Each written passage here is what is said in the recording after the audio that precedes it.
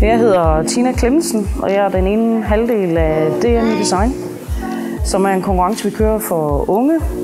Det vi laver lige nu, det er 12 timers maraton for skoleklasser.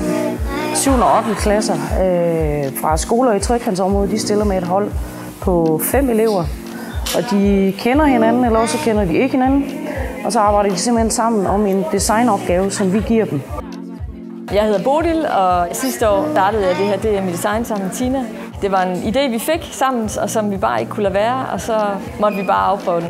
Og vi har specielt valgt overbygningen i folkeskolen, fordi det er vores oplevelse, at der stort set ikke er nogen tilbud til dem i forhold til at udvikle deres kreativitet.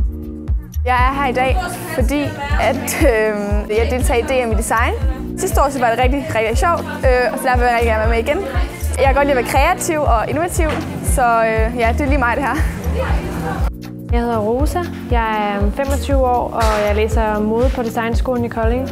Og jeg synes, det er rigtig spændende at være med til det her, fordi at, man kan virkelig se, hvordan at unge mennesker, som egentlig ikke har fået nogen undervisning i design, de stadigvæk godt kan finde ud af at arbejde intuitivt. Og forhåbentlig så har det givet dem en idé om, hvordan man arbejder, når man arbejder kreativt. At det ikke handler om at finde på den rigtige idé, men at det er en lang proces, hvor det handler om at gå igennem en masse fejl for at komme til noget, man til sidst kan forene sig med. Mit navn er Claus Friis Lange, og jeg er børne- og uddannelsesdirektør i Kolding Kommune. Vi er gået ind i det her projekt, fordi det passer rigtig godt med det, vi gerne vil i Kolding. Altså sammen designer vi livet. Kolding Kommunes vision. Det er også sådan, at vi arbejder med design i folkeskolen igennem flere år i Kolding. Vi arbejder med indsatser omkring design. Vi arbejder med Kolding som uddannelsesby. Vi arbejder med et projekt, der hedder Fra ble til Ph.D. Og igennem alle de her processer, der har vi design som måden, vi arbejder på.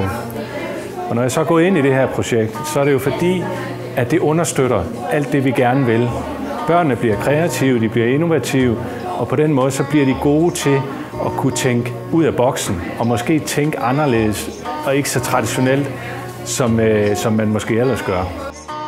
Jeg er her i dag, fordi jeg synes, jeg var helt godt tænke mig at prøve det her, fordi jeg har tænkt meget over i en fremtid, jeg måske godt har tænkt mig at være designer.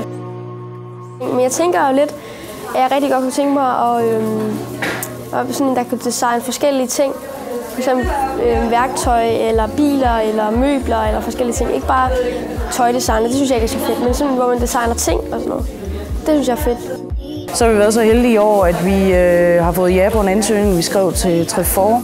De havde en stor pulje nystartet, og der har vi simpelthen fået 150.000 fra dem.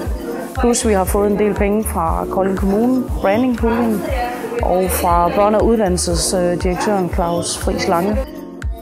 Og det er en rejse, som vi tre i hvert fald er enige om, vi frygtelig gerne vil på. Så tillykke til Skyautomaten og Lysholdsskolen.